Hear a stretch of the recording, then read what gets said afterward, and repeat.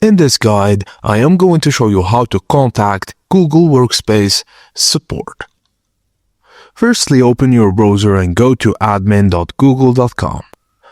Log in using your Google Workspace administrator account. In the top right corner, click the question mark or help icon.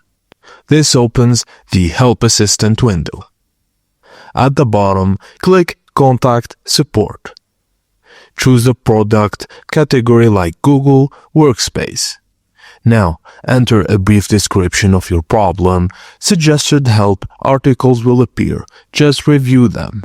If they don't help, click This didn't help and continue with support.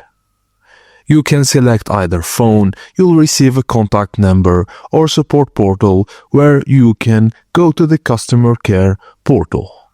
In Customer Care Portal, click My Cases, then create support ticket. Fill in the details and submit your request.